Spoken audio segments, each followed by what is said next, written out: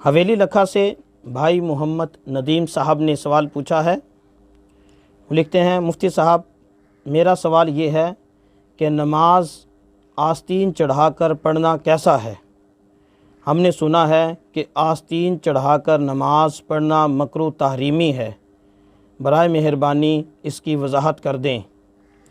محمد ندیم: جی میرے محترم بھائی، آستین چڑھا کر نماز پڑھنا مکروہ ہے یا نہیں، اگر ہے تو مکروہ تحریمی ہے یا تنزیہی ہے، اس کا تعلق اس بات سے ہے کہ آستین چڑھائے کیوں گئے ہیں۔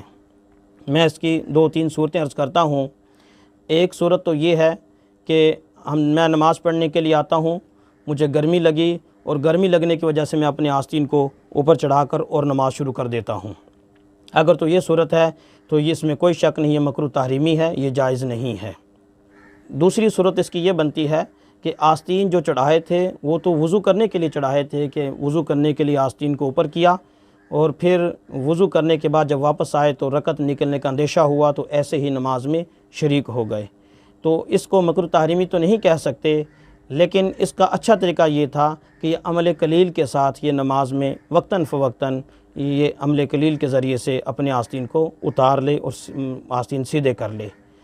تیسری اس کی ایک یہ صورت بنتی ہے کہ آستین ہوں ہی نہ کسی کے، مثلا سلیو لیس جو ہے، آستین ہوں ہی نہ، قمیض یا شرٹ ایسی پہنی ہوئی ہے جس میں جو وہ اس کی آستین ہے وہ یہاں تک ہیں، کوہنیاں ننگی رہتی ہیں، تو اس میں ہمارے بعض حضرات مکروہ تحریمی کا فتویٰ دیتے ہیں اور بعض نے کچھ گنجائش بھی اس میں نکالی ہے۔